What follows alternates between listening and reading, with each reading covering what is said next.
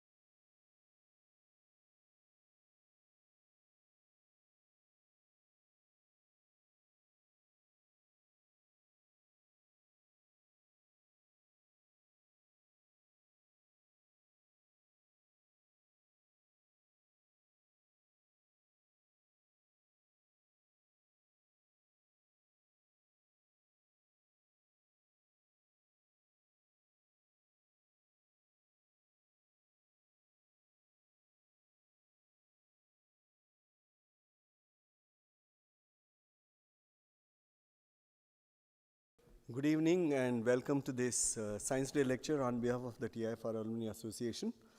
It's a major event of the Alumni Association calendar, and welcome also to those who are joining us on the internet.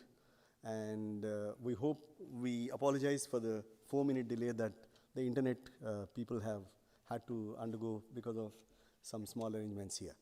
So thank you for being here for this lecture.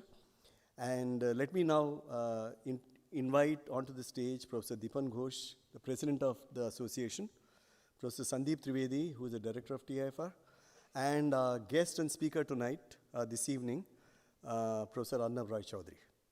Please.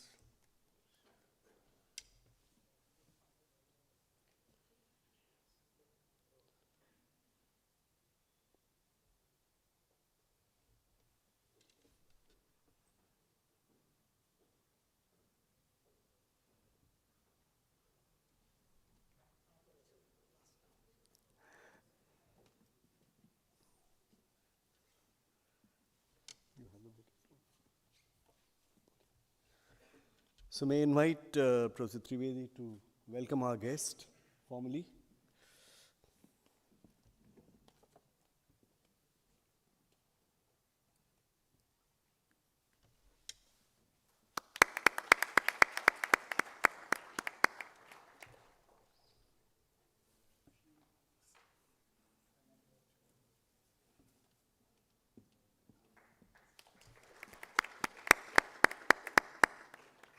Thank you.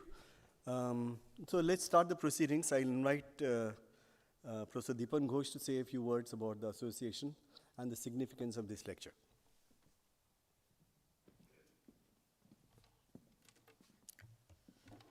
Good evening, Professor Trivedi, Professor Rai Chaudhiry, Ravi.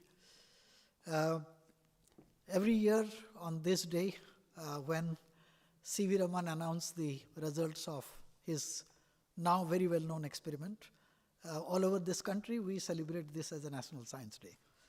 And traditionally, every year, on behalf of TIFR Alumni Association, we have been having a lecture by eminent scientists.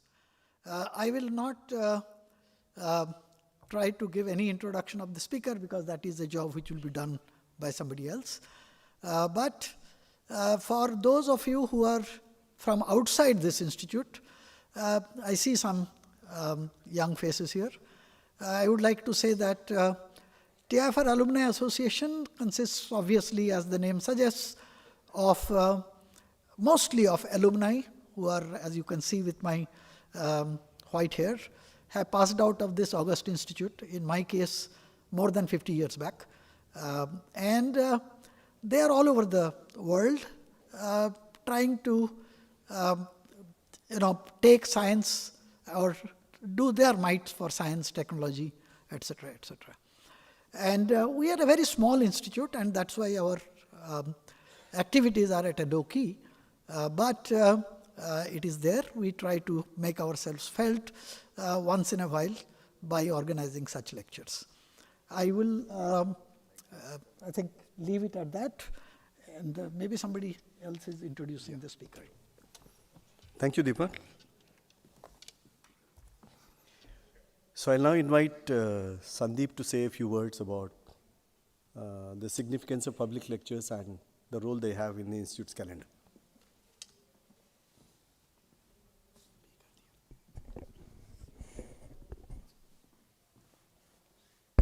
Thank you, Ravi.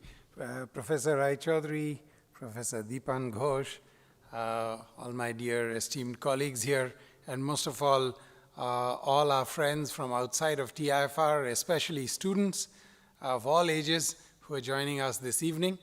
I extend a very warm welcome to you all on this very important occasion of National Science Day to hear this lecture from one of India's leading astrophysicists, Professor Arnab Rai Chaudhiry. It's a very fascinating topic on the sun and its workings, and I think we are all in for a wonderful treat this evening. Of course, National Science Day is a very special day for all of us in India working in science and interested in science. Professor C.V. Raman made this very remarkable discovery, which we all draw inspiration from in India.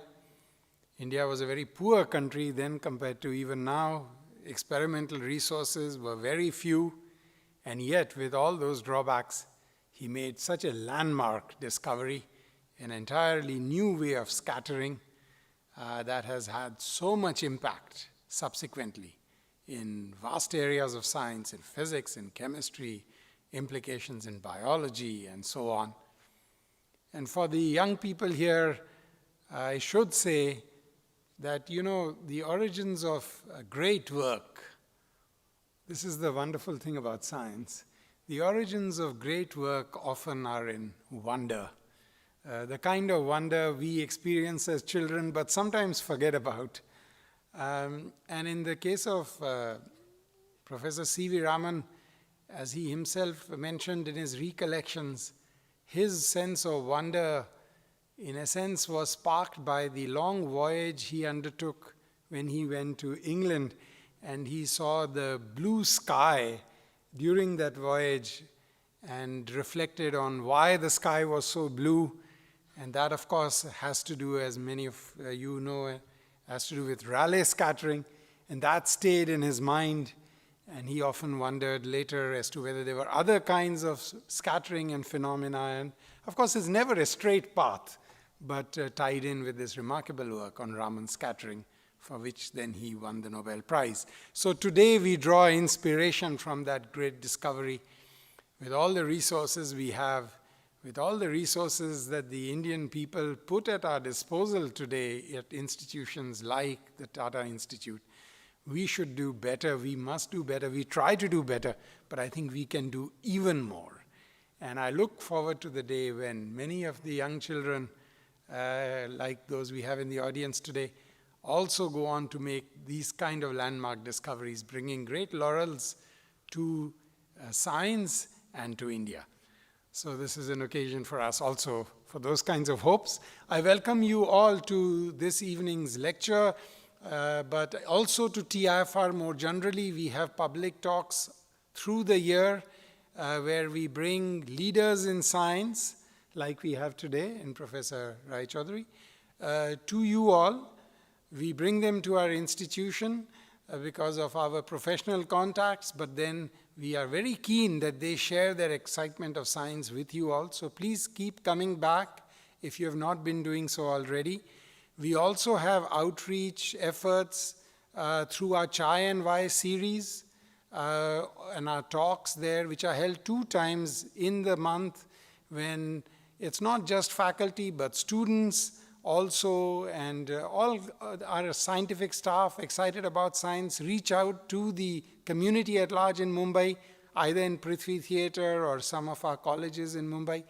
Those talks also please come and attend, and if you can't do that, all of our talks are put on YouTube, so please do follow us on YouTube and share with us this excitement of science and the wonder which goes with it. Thank you.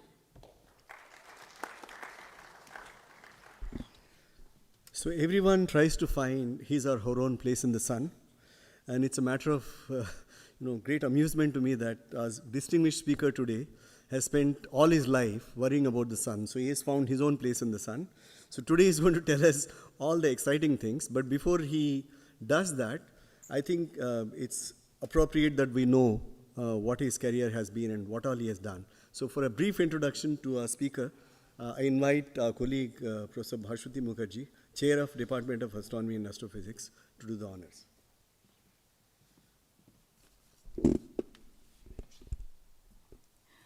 Good evening. It's my pleasure to introduce Professor Arnab Rai Chaudhiry to you today. Professor Rai Chaudhiry obtained his BSc from Presidency College, Kolkata, and went on to do his master's in IIT Kanpur. He did his PhD under the supervision of Professor Eugene Parker in the University of Chicago. Then, after a brief stint of postdoctoral research at the High Altitude Observatory in Boulder, he joined the faculty of Indian Institute of Science, Bangalore in 1987. Professor Rai Chaudhiry is a member of all the 3 Academy of Sciences in India, and he's currently the J.C. Bose Fellow. He has made seminal contributions to the understanding of solar magnetism. Among his numerous results, a notable contribution is the development of theories of the solar cycle. His calculations capture the evolution of solar magnetism over the previous century, and he has even made predictions of future cycle amplitudes. Professor Rai Chaudhiry has mentored a cadre of top Indian solar scientists who carry on his legacy of excellent science.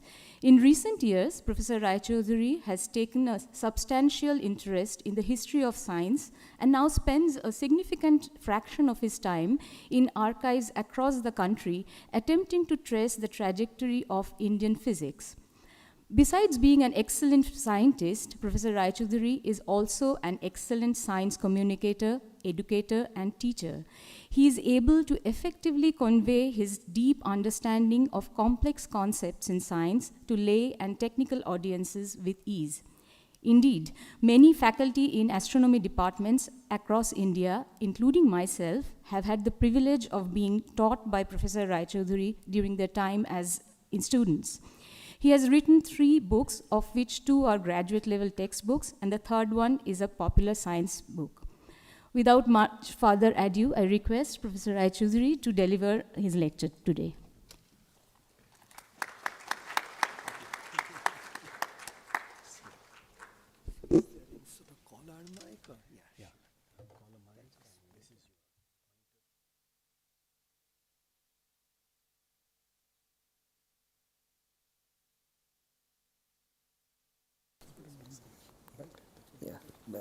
Yes.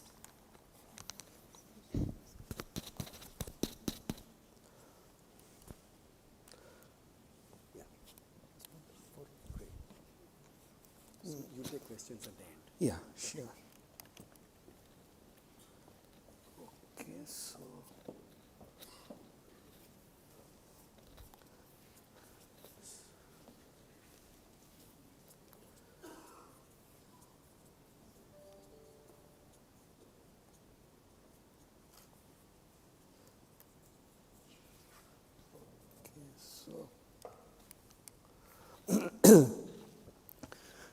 okay, so thank you, Bhashyati, for the very kind introduction, and it's a great pleasure and honor for me to give this lecture. I thank Professor Ravindra Kumar and Professor Dipan Ghosh for inviting me. And in fact, over the years, I had occasions of hearing very distinguished persons give talks in this auditorium. So it's almost an awe-inspiring experience for me to stand here and give a talk in this auditorium. So when I am introduced at parties as an astrophysicist, people often excitedly want to know whether I work on the origin and the fate of the universe. Then when I tell them that no, my research interest is the sun, which we see every day in the sky, then usually people take no more interest. So we often have the impression that if something is very familiar to us, then there cannot be anything really, I think, exciting and interesting about it. So during the next 1 hour, I shall try to convince you that our familiar sun still has so many intriguing mysteries that trying to understand them can keep many scientists like me busy over our entire scientific careers. Well, let me begin by showing you a photograph of iron filings around a bar magnet and compare with it a photograph of a solar corona taken during the total solar eclipse. Just as the iron filings trace out the magnetic field of the bar magnet, looking at this photograph, you almost feel that the gases in the solar corona are tracing out the magnetic field of the sun, and that we know that to be the case.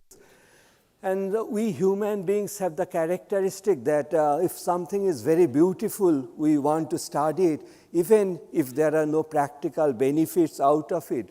So the sun's magnetic field appears so beautiful that you may want to study it even if there are no practical reasons for it. But first I want to tell you that there are also some practical reasons why we should be concerned about the magnetic field of the sun.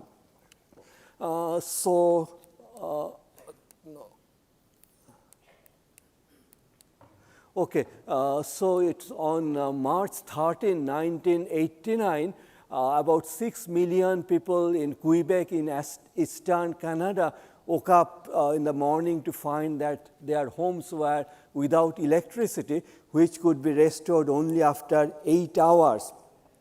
Now, if in Bangalore, if I wake up in the morning one day and find that there is no electricity, maybe I would not be too surprised. But it was not common for citizens of Canada to go without electricity for 8 hours. So what could have caused that? Only 4 days earlier, solar astronomers had seen a large explosion on the surface of the sun, and such explosions are called solar flares. So hopefully the movie will work. Yeah. Okay, so usually the solar flares occur above large sunspots, and as we shall discuss later, sunspots are regions of strong magnetic field, and solar flares are also caused by these magnetic fields above sunspots. And for energy of a large flare can be something like 10 to the power 26 joules, and for comparison, remember that the atom bomb which destroyed Hiroshima had energy of only about 10 to the power 14 joules. And these solar explosions have various consequences. Typically, 3-4 days after a solar flare, very often beautiful aurorae are seen in the polar regions. That is, of course, a benign effect of solar flares, and there can be many other non-benign effects. For example, solar disturbances can disrupt radio communication by affecting the ionosphere.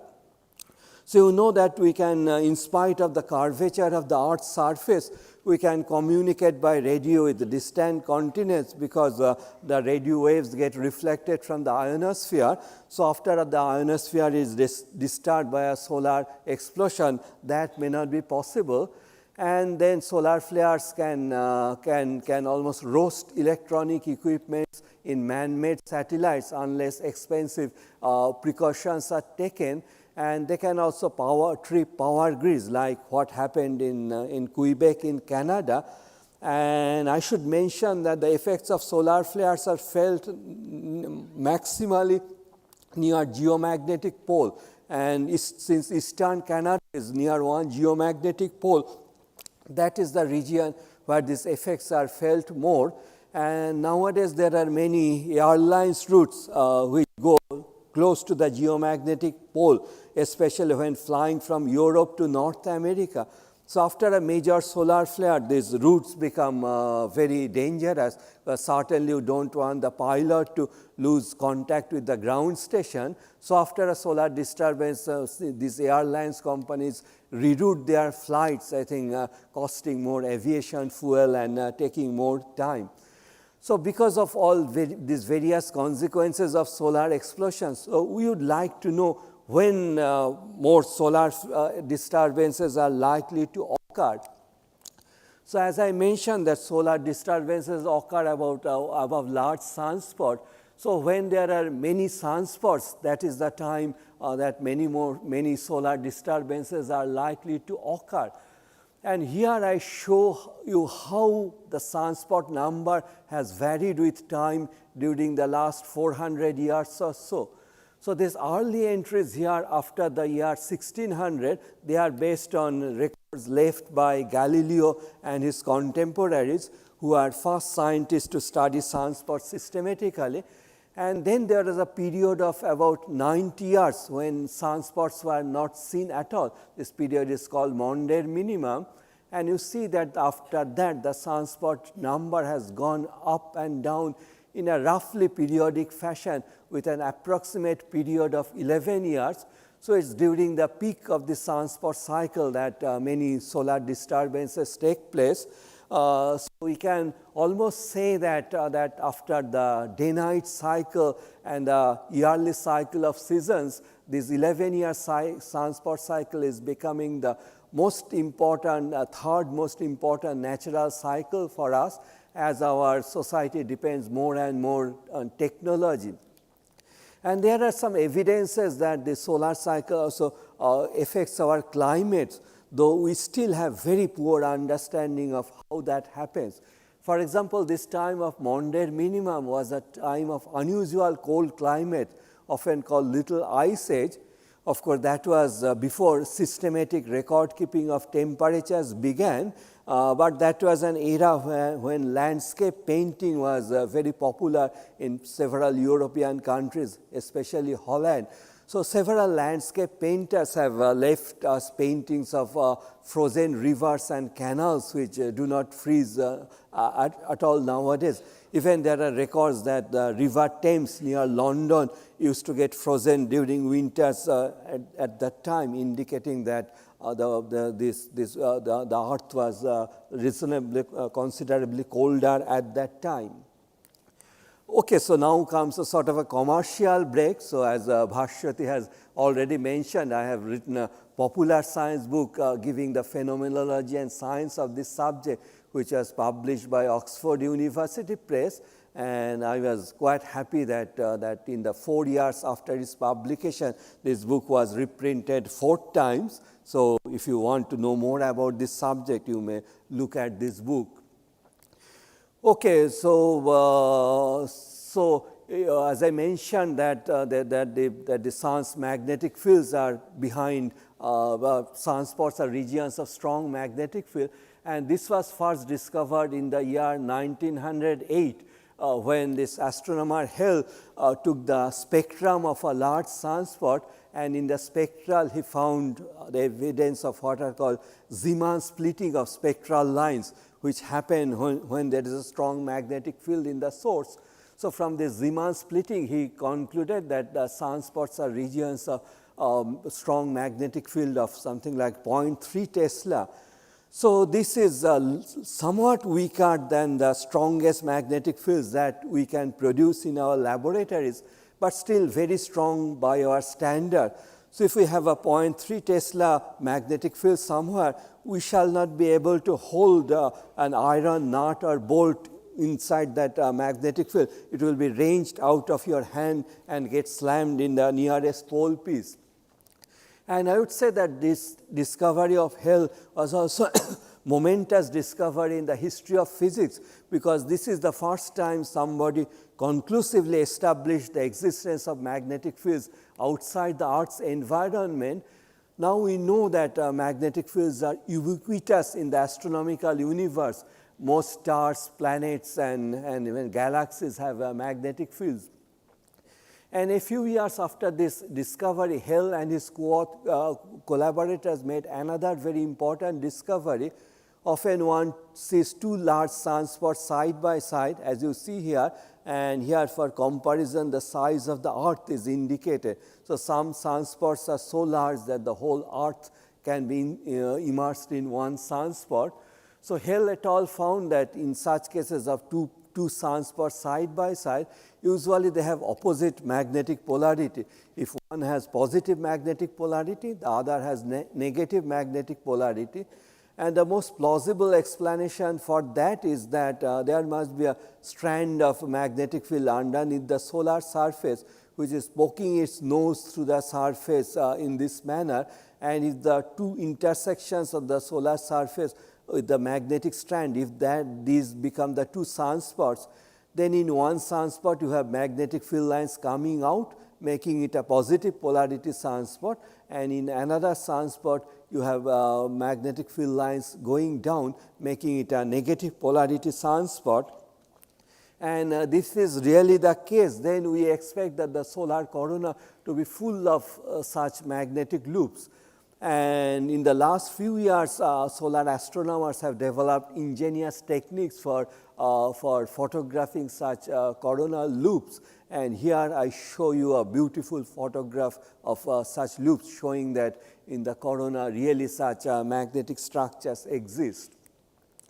Well, now I show you something which is absolutely fascinating, a magnetogram map of the solar disk. A magnetogram is something which measures the magnetic field at every point of the solar disk, and if the magnetic field is positive, then white color is put there. If it is negative, then black color is put there, and if it is too weak or undetectable, then gray color. So you can see in some places you have a white patch and a black patch side by side. So if you were to take an ordinary photograph, you would see two sunspots side by side here, and since one of them has positive polarity, it appears as a white patch, and another has a negative polarity appearing as a black patch. And you can see that in the northern hemisphere, white patch is everywhere to the right of the black patch, and black patch is to the left. And in the southern hemisphere, it is opposite. The black is to the right and white is to the left. And it remains like that for one cycle of 11 years.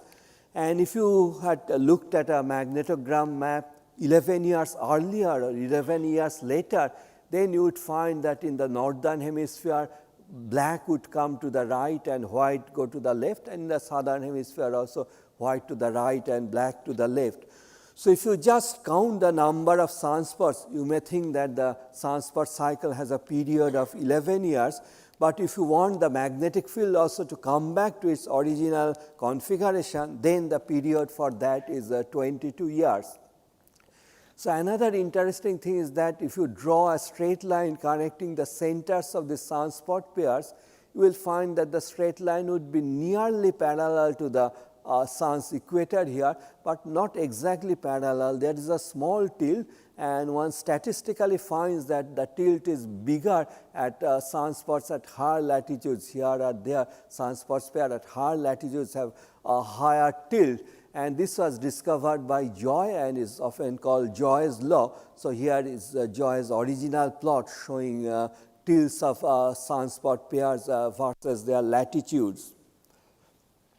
Okay, and by looking at this sort of a distribution of magnetic field, you get almost a feeling that in the northern hemisphere, underneath the surface, there must be a magnetic field lines going from this direction to that. So if parts of that magnetic strand comes out, then the sunspot on this side will have field lines coming out, making it a positive polarity sunspot shown in white, and this side will have a negative polarity sunspot, sunspot with field lines going down. And in the southern hemisphere, under the surface, you have a magnetic field going in the opposite direction. So in other words, you expect that the subsurface magnetic field to look like this. And in the jargon of our field, this is called a toroidal field. On the other hand, we expect that the magnetic field of the earth to look like this. This is called a toroidal field. So in the year 1955, Parker wrote a famous paper formulating what is called dynamo theory that provides the basis for explaining how magnetic fields are produced in astronomical bodies. And Parker suggested that this 11-year sunspot cycle is produced by an oscillation between toroidal and poloidal fields, somewhat reminiscent of the oscillation between kinetic and potential energies in a pendulum when it swings. So this was a really bold hypothesis at that time, because at that time it was not even known whether the sun has a poloidal field or not. And in fact, in the very same year 1955, Babcock and Babcock, a father and son pair of astronomers, first was able to detect the weak magnetic field near the sun's pole, having strength of 10 to the power minus 3 Tesla, so almost nearly 1,000 times weaker than the magnetic fields in the sunspots. Now the question is there really this kind of an oscillation between toroidal and poloidal fields as Parker suggested? So here is the relevant data. So on the top you see how sun's magnetic field near the poles have varied. So solid line shows the north polar magnetic field and dashed line the south polar magnetic field, and below it is a plot of sunspot number. So remember that sunspots form from toroidal field. So sunspot number is an indication of the strength of the toroidal field. So the polar field or the poloidal field is strongest at a time when the sunspot number or the toroidal field is weakest, and this toroidal sunspot number or the toroidal field is strongest at a time when the polar field or rather the poloidal field is about 0. So we really see this kind of an oscillation between toroidal and poloidal fields, which Parker envisaged several decades before this could be established. So now I am in a position to state what I would call the central dogma of solar dynamo theory. The sun's magnetic field consists of both a toroidal component and a poloidal component. The sunspots arise out of this toroidal field, and the polar field is a manifestation of the poloidal field. And since we see this oscillation between this toroidal and poloidal component, so there must be mechanism for converting one to the other. So there must be a process producing the toroidal field from the poloidal field, and there also has to be a reverse process of producing poloidal field from the toroidal field, so that we get the cycle. Now our job of a scientist in this field to do develop a proper mathematical theory based on this central dogma. So in this talk I shall not be able to go into the details of this mathematical theory, but just try to give you some idea what the theory is like. So the material inside the sun exists in the plasma state, which is often called the fourth state of matter. So if you heat a gas to very high temperature, many of its atoms get broken into positively charged nuclei and negatively charged electrons. So there's such a mixture that is called a plasma, and it was Indian physicist Shah who formulated the theory how a gas atoms in a gas get broken and the gas gets converted into plasma on increasing the temperature. Now, since this because of the electrical attraction, these positive and negative charges are very well mixed.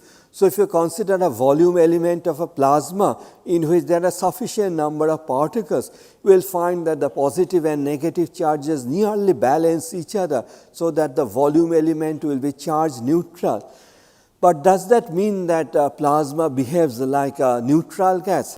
Certainly that is not true. So, a neutral gas like air is a very bad conductor of electricity, but if you put an electric field in a plasma, so the positive charges will flow in this direction, move in this direction, and negative charges will move in the opposite direction, inducing a current in the plasma.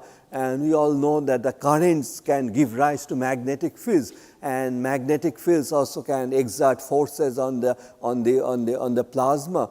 So one important topic is to study this sort of interactions between plasmas and magnetic field. So how can we study that? So although this air is made up of molecules, but for many purposes like for studying the air flow, we can regard the air as a continuum. So exactly similarly, although the plasma is made up of electrons and ions, for many purposes we can treat the plasma as a continuum, and the branch of plasma physics in which the plasma is treated as a continuum is known by a somewhat of a tongue twisting name, magnetohydrodynamics, which is abbreviated as MHD.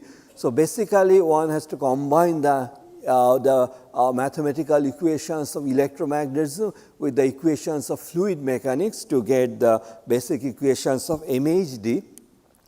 And one of the central results of MHD, very important for astrophysics, is Alfvén's theorem of flux freezing, named after Alfvén, who won the Nobel Prize for his fundamental contributions to plasma physics. So let me give you an idea what this Alfvén's theorem is about. So suppose in a plasma you consider some sort of a hypothetical surface ABC through which some magnetic field is going. So there is some magnetic flux associated with this surface, And suppose because of the motions of this plasma elements which made up of this surface after some time moved here and make up this surface A prime, B prime, C prime, and there will be some flux associated with that. So, according to Alfvén's theorem, if we can, if the effect of resistance is negligible, then this magnetic flux is conserved.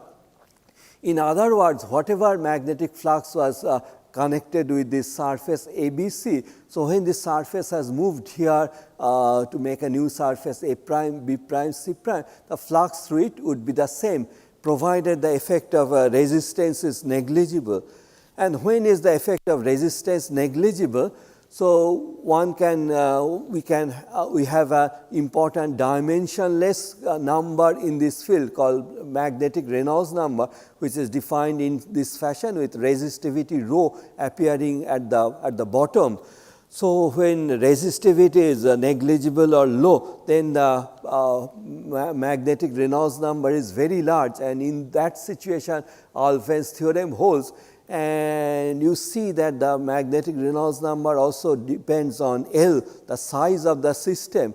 So, if the size of the system is very large, as in the case of astrophysical situation, then magnetic Reynolds number is very large, and then Alfvén's theorem holds for such astronomical systems. And that is why electromagnetic phenomena in astronomical systems are often quite different from electromagnetic phenomena in the laboratory scale. So, Alfvén coined the word cosmical electrodynamics to describe electromagnetic phenomena in the cosmical scale. So, let me illustrate my point with a sort of a thought experiment. Suppose you have a chunk of plasma between the pole pieces of a magnet, and suppose this chunk of plasma is moved sideways. Then what happens? So, let us consider two situations of magnetic Reynolds number much less than 1, which we expect in the laboratory, and magnetic Reynolds number much larger than 1, which is expected in the astronomical situation. So, when magnetic Reynolds number is much less than 1, as in the laboratory, then nothing much happens. The block of plasma comes here and magnetic field remains like that. But in an astrophysical situation where magnetic Reynolds number is much larger than 1, then Alfvén's theorem holds, and whatever magnetic flux was passing through this plasma chunk, again when the plasma chunk is moved here, the same magnetic flux has to pass through it, and that can happen only if magnetic field takes up in this kind of configuration. So, in a situation of high magnetic Reynolds number case, I think the magnetic field almost behaves like a plastic material. With the motion of the plasma, you can bend and you can twist the magnetic field, which is something very different from our everyday experience. And there is a sort of symbiotic relation between MHD and solar physics. There are many solar phenomena which require MHD for their explanation, and then there are some of the most interesting theoretical predictions of MHD are for situations of high magnetic Reynolds number, which cannot be tested in the laboratory. The sun is the nearest large body of plasma in which we can test some of this theoretical prediction. So, you often say that the sun is the best laboratory for high magnetic Reynolds number MHD. Well, so just as the earth rotates about its axis in 24 hours, the sun rotates about its axis in about 27 days, but the earth rotates like a solid body. On the other hand, in the case of the sun, the angular velocity changes from region to region, which we call differential rotation. So, regions near the sun's equators rotate fastest. So, in about 25 days, some material near the sun's equator would go around the rotation axis, but at higher latitudes it may take more than 30 days to go around the rotation axis. And now suppose there is a poloidal field there, and since the Alfvén's theorem would hold, according to Alfvén's theorem, we expect that the faster moving equatorial region will try to drag this magnetic field line, and after some time it will take this kind of configuration. So, it is basically like this case which we are considering. So, exactly like that. So, initially we had just a toroidal field, but after it is stretched by differential rotation, you find that we have got toroidal fields out of this poloidal field, and this toroidal field has opposite signs in the two hemispheres. So, if the parts of this toroidal field moved up to the surface to produce sunspot pairs, we would have sunspot pairs with opposite polarities in the two hemispheres, as you saw in the magnetogram map. But why would these parts of this toroidal field, why will that float to the surface? So, before addressing the question, let me say a few words about the interior of the sun. So, the central temperature of the sun is believed to be about 15 million degrees, where nuclear reactions are converting hydrogen to helium, and a small fraction of mass is getting converted into energy by Einstein's famous E is equal to mc square equation.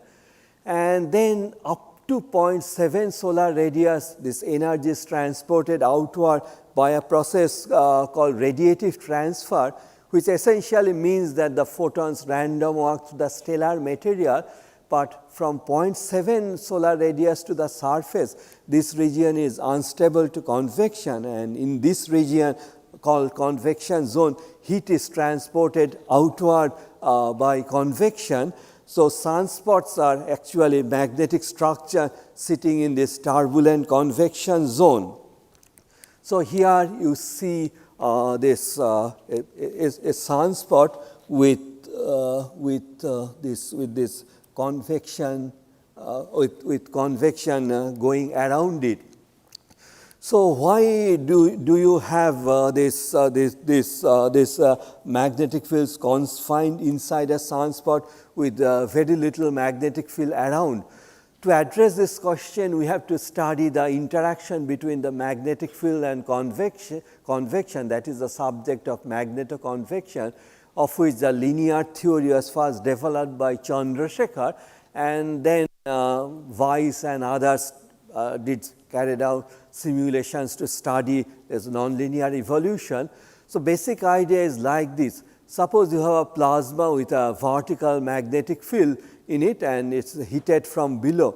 So, when the temperature gradient is sufficiently high, that will try to start convection, but magnetic field has tension associated with it, and that tries to resist convection. So, you have to make the temperature gradient higher than in a situation in the absence of magnetic field in order to start convection.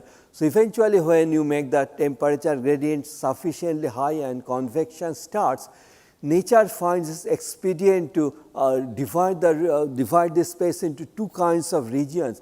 In some regions magnetic field is excluded and convection can take place freely, and in the other regions magnetic field lines are piled up. These are called magnetic flux tubes, and in these magnetic flux tubes convection is suppressed because the tension of the magnetic field lines, and because of the suppression of convection, the tops of this magnetic flux tube have somewhat lower temperature compared to these regions, and sunspots are believed to be this kind of magnetic flux concentration, where magnetic field is confined by action of interaction with convection, and that is why the magnetic field has suppressed convection, and that is why sunspots have a lower temperature, and that is why they appear darker.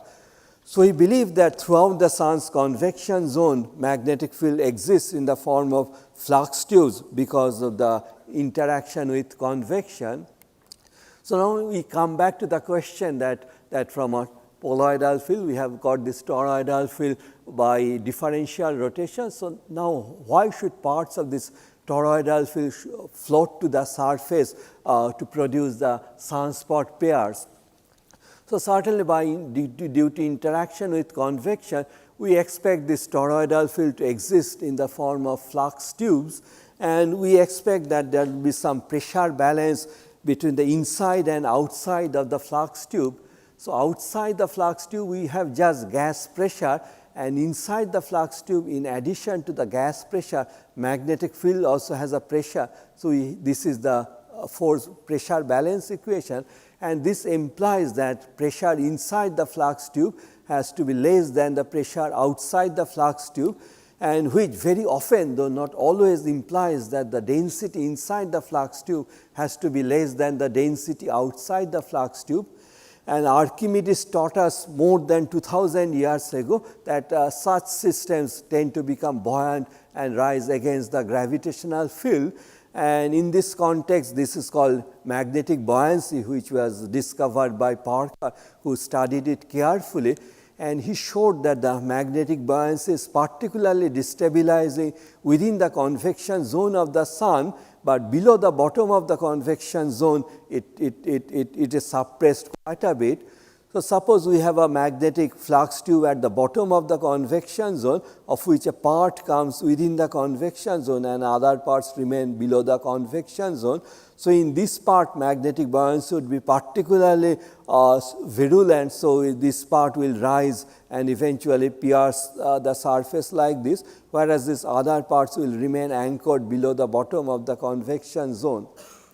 So, if sunspots are produced in this manner, then in order to make a detailed model of sunspot formation, we have to do a calculation of this type. So, suppose we start with a toroidal flux ring at the bottom of the convection zone produced by differential rotation there, and I mentioned that in the last few years there has been a remarkable development, helioseismology, from which we know that at the bottom of the convection zone there is a region where angular velocity is varying quite a bit, and these toroidal flux tubes are produced there. And suppose a part of the toroidal flux tube comes, flux ring comes within the convection zone, then we expect that due to magnetic buoyancy it would rise and produce the sunspot pairs. So, I and some of my collaborators were among the first people to do this kind of calculation. So, this is essentially a sort of initial value problem, where you has to specify what is the initial value of the magnetic field inside the flux ring, and then let it evolve in time. So, at the time when we are doing this work, nearly all dynamo theorists told us that the magnetic field inside this ring can at most be something like 1 Tesla. So, I shall not get into the arguments why dynamo theorists believed that at that time. And we found in our calculations that the Coriolis force is much stronger in this problem than anybody suspected before. So, if we start with the magnetic field of 1 Tesla, we found that the Coriolis force would be so strong that it would move this rising part parallel to the rotation axis, so that it emerges there at very high latitude, whereas sunspots are seen at lower latitudes here. So, we found that only when we make the magnetic field here as strong as 10 Tesla, then only magnetic buoyancy is sufficiently strong to overcome the Coriolis force, and sunspots form at the right latitudes. And also remember this Joy's law of this tilt of sunspots. So, one important question is that when the sunspots form, will they have the right kind of tilt given by Joy's law?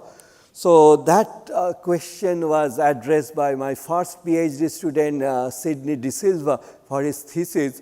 So, here is a figure from the De Silva and Chaudhury paper. This is a plot of tilt versus latitude. The straight line is the best fit to the observational data, Joy's law, showing increase of tilt with latitude, and these various other plots are based on our theoretical simulation. So, we assume different values of the magnetic field in the interior of the sun, and for these different values we would see when the flux tubes come to the surface at different latitudes, what would be their tilts.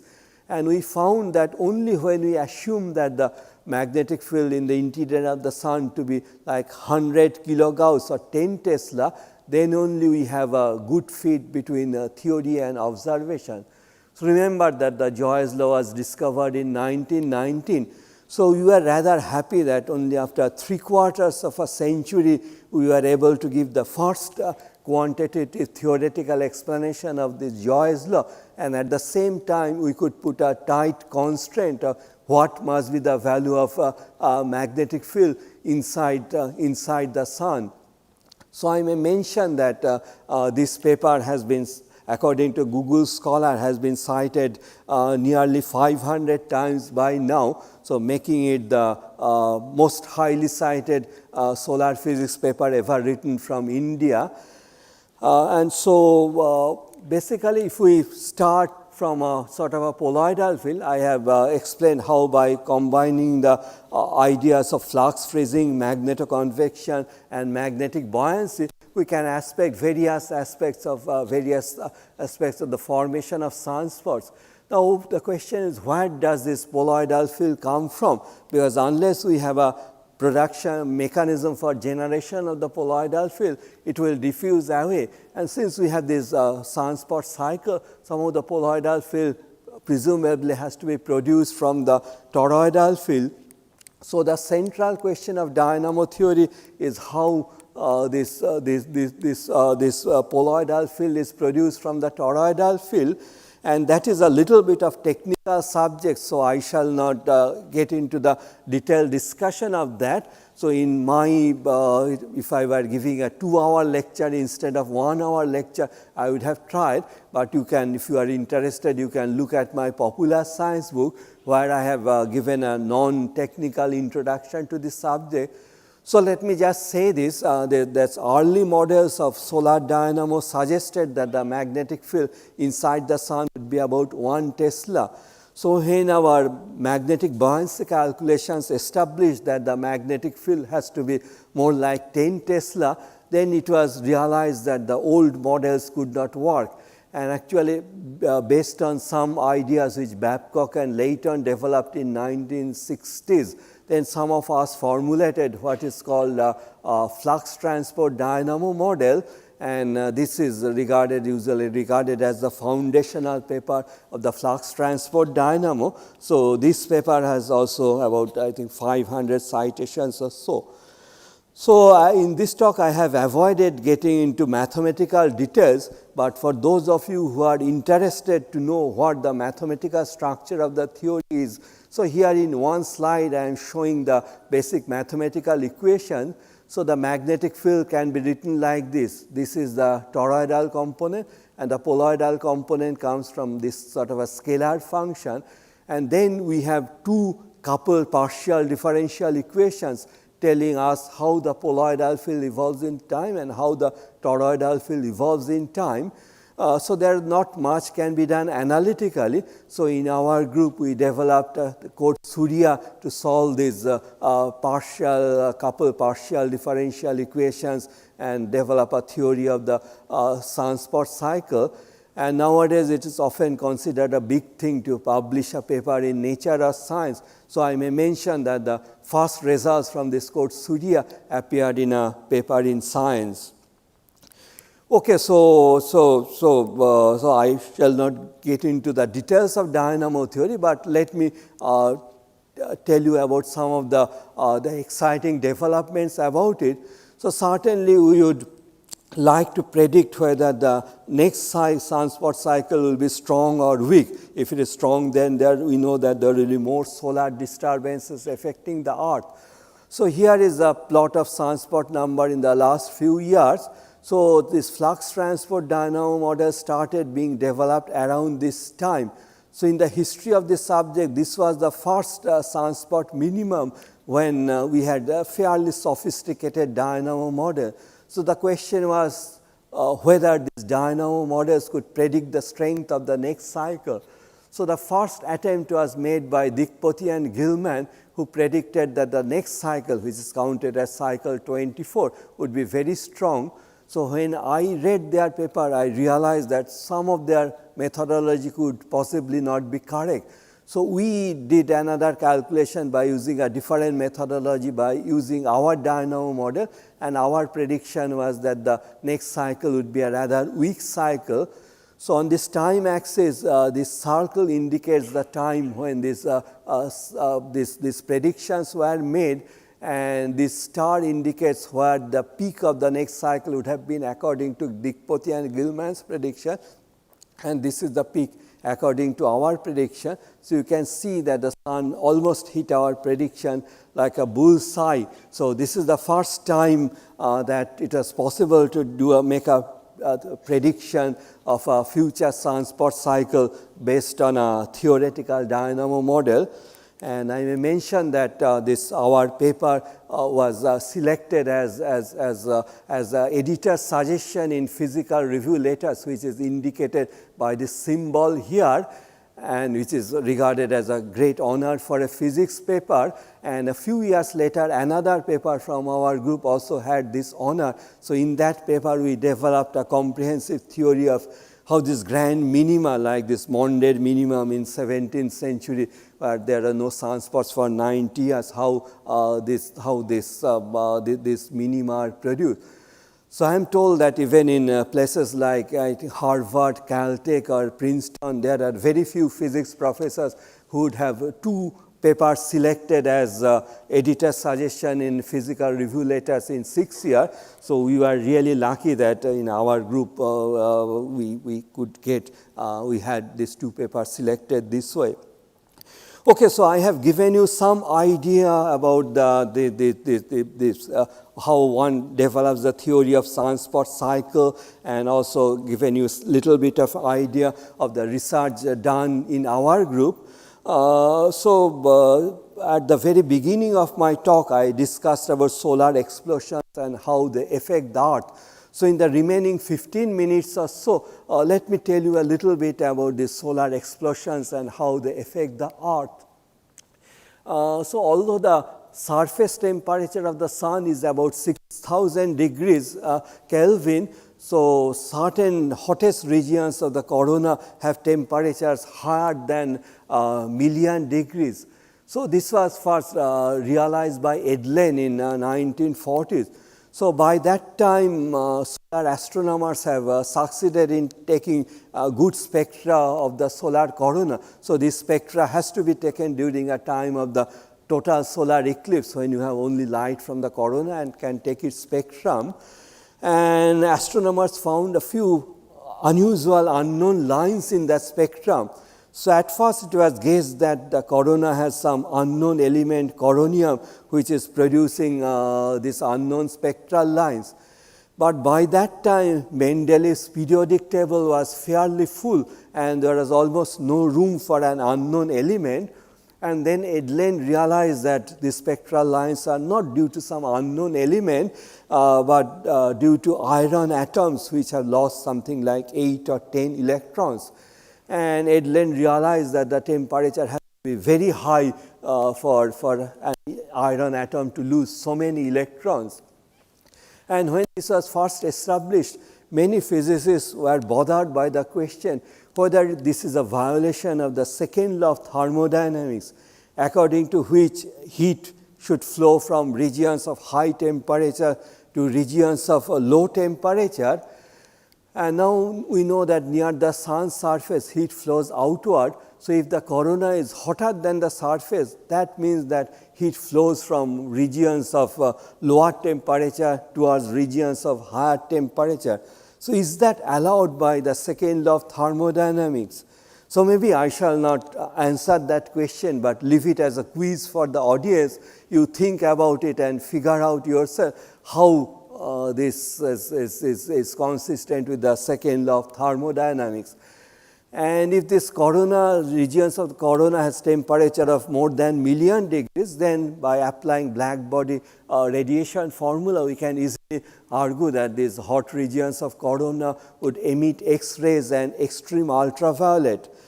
Now our Earth's atmosphere happens to be opaque to such radiation, X-rays and extreme ultraviolet. So even if the sun's corona emitted such radiation, we would not be able to detect them from the Earth. So only if we can send detecting instruments in space missions above the Earth's atmosphere, then only we may be able to detect this X-rays of extreme ultraviolet. So here I show you some movies of the rotating sun taking the extreme ultraviolet from a space mission. So certainly this is not in real time. Here rotation period of 27 days is squeezed to a few seconds, and you can see that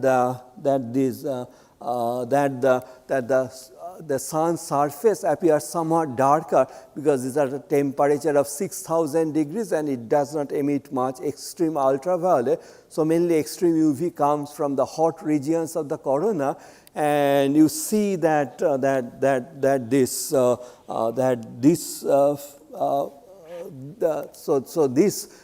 video was taken at the time of a sunspot minimum, and this video was taken at the time of a sunspot maximum. So you see that the appearance of the corona changes with the solar cycle, and again at the time of the sunspot maximum, you see that the corona was full of loop-like structures. So these are nothing but these magnetic loops above sunspot pairs. So whatever is the mechanism for producing the high temperature of the corona, this mechanism for heat generation must be most efficient in the magnetic loops above the sunspot pairs. And now we know that and in a loop, if there are magnetic fields, that implies that there has to be currents which are producing these magnetic loops, which are producing these magnetic fields. And we know that when a current flows through a metal wire, it gets heated by ohmic heating. So could it be that the currents are flowing through these loops and that ohmic heating is producing this excess heat? And one result we learned in high school is that if you make the same current flow through a thick copper wire and a thin copper wire, then more heat will be produced in a thin copper wire which has the higher resistance. So when astronomers made some estimates, they realized that if the currents in the coronal loops flow through very wide regions, then too little heat would be produced. But somehow you can force the currents to flow through very narrow regions of the corona, then much more heat can be produced. And in 1972, Parker argued that is actually happening, that the currents are made to flow through narrow region. So his argument was somewhat like this. So we naively expect that the magnetic field in the corona to look like this, but behind the solar surface we have a vigorous convection going on. So this turbulent convection would disturb the magnetic field line. So Parker argued that magnetic field lines, instead of looking like this, would have a tangled appearance of this kind, and he proved a powerful mathematical theorem that if magnetic fields become tangled like this, then currents are forced to flow through very narrow regions, producing this very heat and this high temperature of these coronal loops. And now I come to the question of how the solar flares are produced. That is based on a theory of what is called magnetic reconnection, a very important process in plasma physics, which was in fact first proposed for explaining solar flares. So suppose in a region of the solar corona you have some existing magnetic field, and some more magnetic field has come from underneath the surface due to magnetic buoyancy. So if this old magnetic field region and the new magnetic field, they have fields in different orientation, then it may be possible that you have a surface on one side of which the magnetic field goes in this direction, and on the other side of it the magnetic field goes in the other direction. And if we apply this well-known law of electromagnetism, Ampere's law, then you can conclude that the central region will be a region of strong electric current density. And since this ohmic dissipation goes as this square of this current density J, so we expect that lots of dissipation will take place here, and if there is suddenly a huge amount of heat generation in this region, that can lead to an explosion.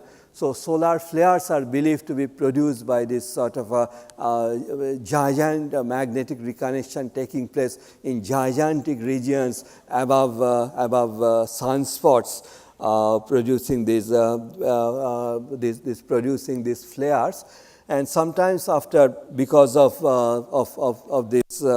this explosion, large chunks of plasma are thrown out from the sun. So here, so here you see that this large chunk of plasma is thrown from the sun, and then the question is what happens to this chunk of plasma thrown from the sun?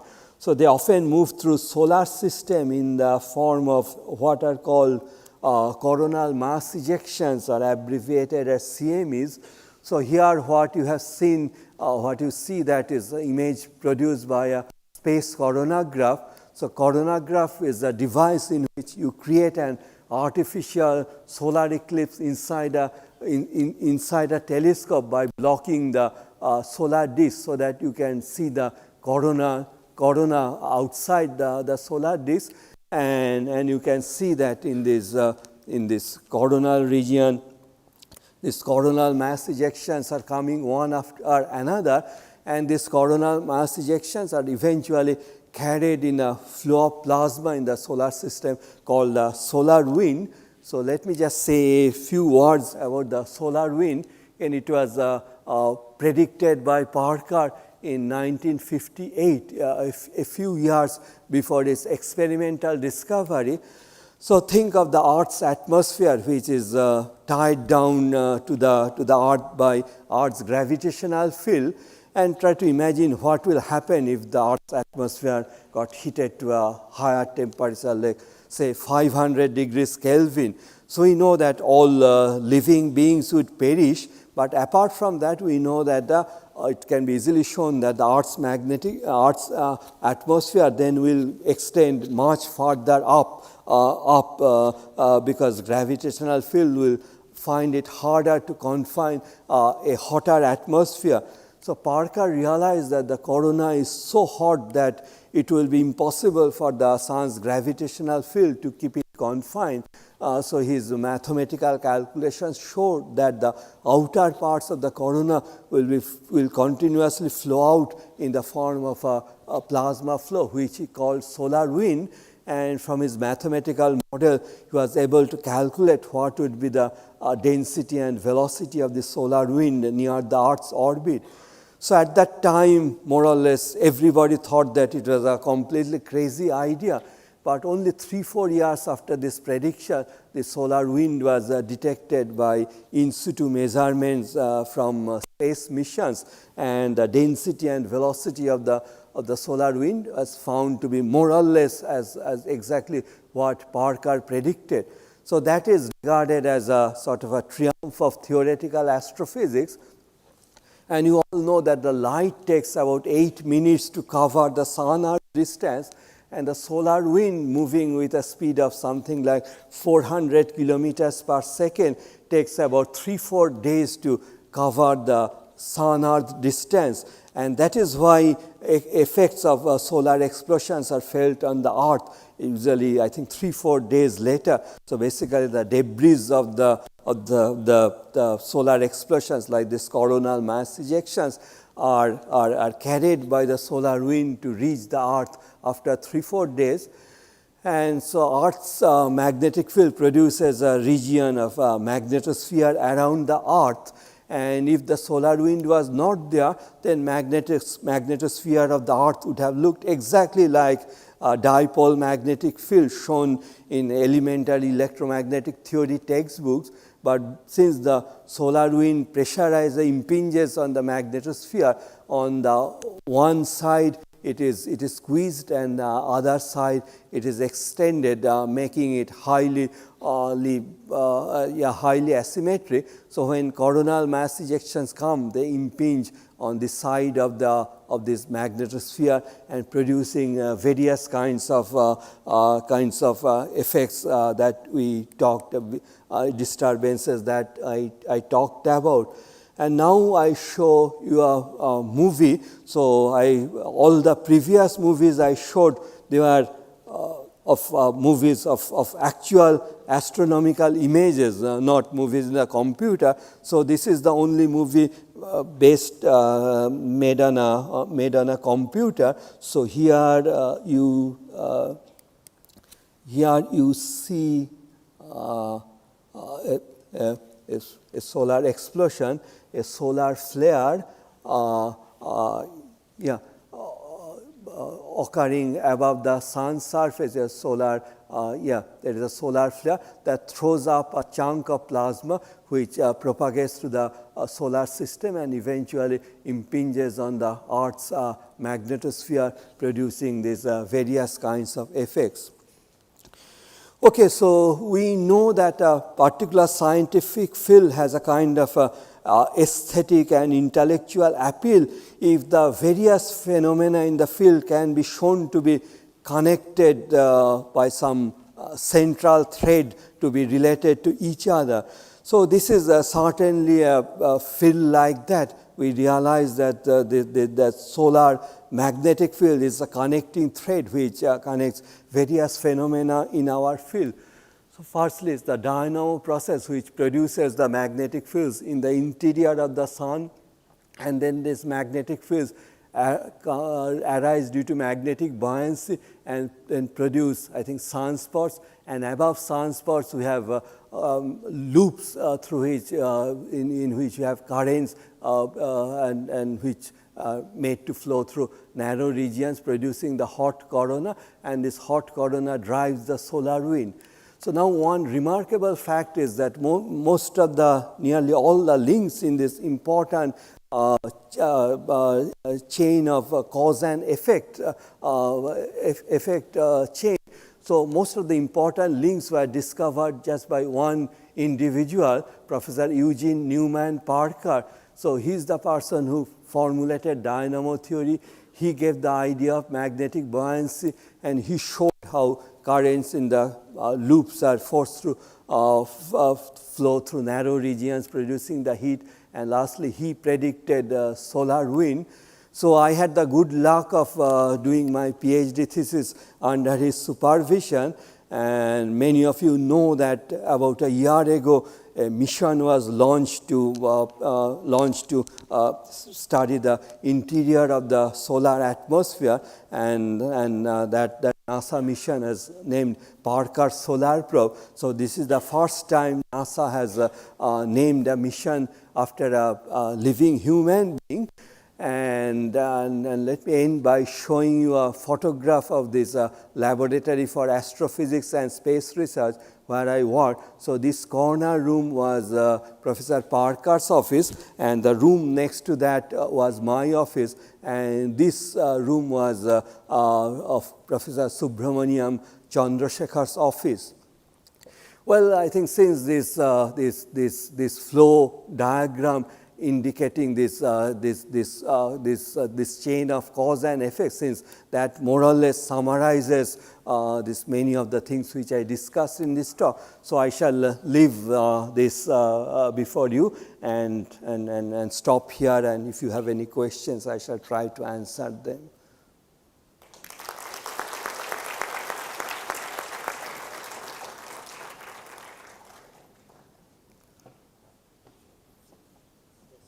Questions, please.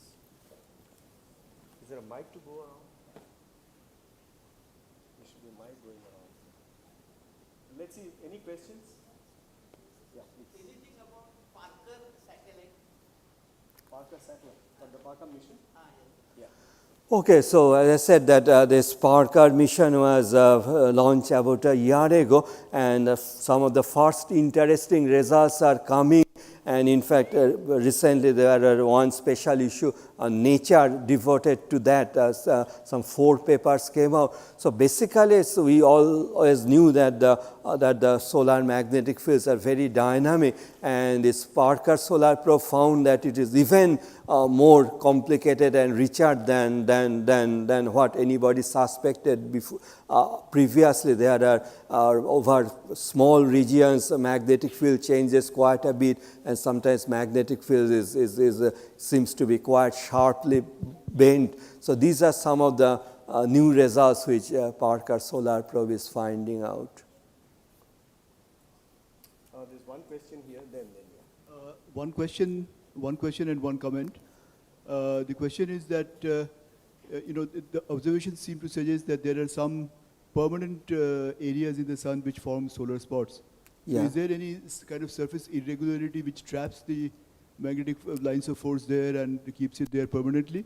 Well, In it's which case- basically in which case these complementary? sunspots are found in the lower latitudes, something like from equator to something like 40 degrees solar latitude.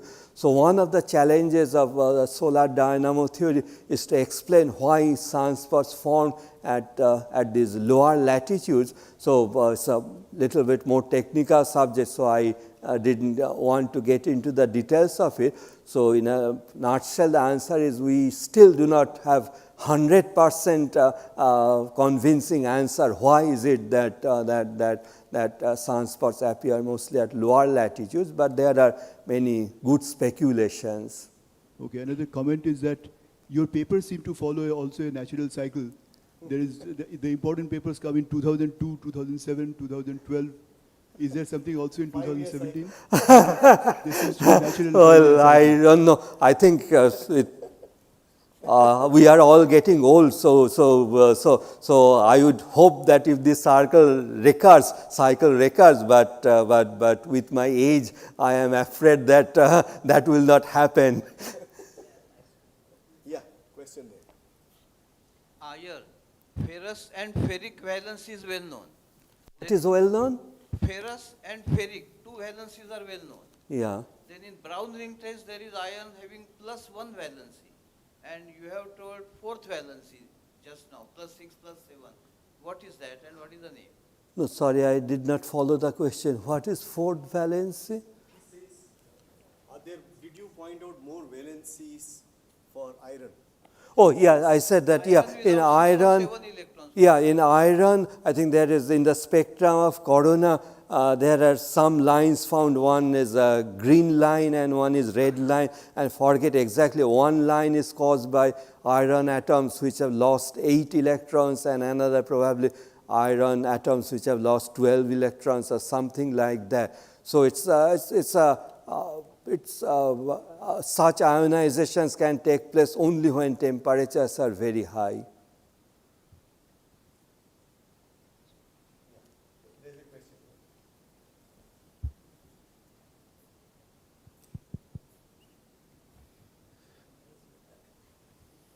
Professor, you told about that the coronal mass ejections happen due to the magnetic reconnection, right? Yes.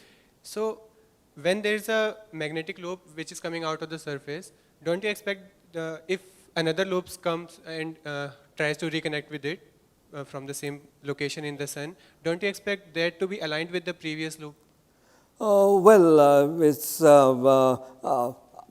I think this, as I said, that just underneath the surface we have a convection zone, which is a region of turbulence. So I have pointed out the magnetic flux tubes come through this region to produce these sunspots. But since it's a turbulent region, and I think turbulence always disturbs these rising flux tubes. So that's why they are not always aligned in a very systematic fashion.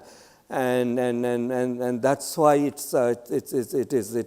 is sometimes in one direction and then in another direction, and this magnetic reconnection has to play a very important role, because we know that the divergence B has to be 0. So normally you expect the magnetic field lines of this magnetic loops go underneath the surface. So somehow they have to get detached from the surface, so that coronal mass ejections can carry the magnetic field. So it's believe that's the magnetic reconnection process that detaches the magnetic field lines completely from the solar surface, so that the magnetic fields can be taken away by coronal mass ejections. Thank you. So in the very early part of your talk, you said that we can model the dynamics on the sun surface with the MSD equations. Yes. Because the magnetic Reynolds number is high, because the resistivity is very low. But in the later section, you explained that how the corona is so hot. You said that the resistive heating of the currents. So, I mean, first you ignored the resistivity, now you are saying that resistivity is the region that's yeah, that's an interesting point. I think in this situation is somewhat like in fluid mechanics, there is this famous boundary layer theory. So in a fluid, if the viscosity is small, then in most regions you can neglect the viscosity, but in some regions where things spatially vary very fast, then you have to consider them. So exactly the same thing in the high magnetic Reynolds number situation. In most regions you can neglect this resistivity, but in a certain region, if there is strong spatial variations of a magnetic field, then you have to consider the effect of resistivity there. So just as I discussed in the case of this magnetic reconnection, so it is basically in this central region where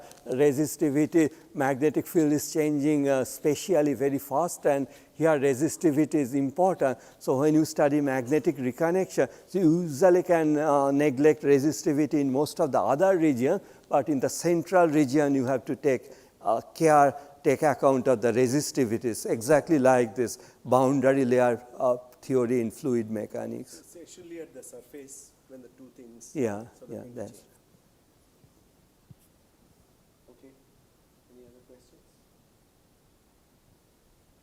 So let's thank Professor Rai Chaudhiry for a wonderful talk.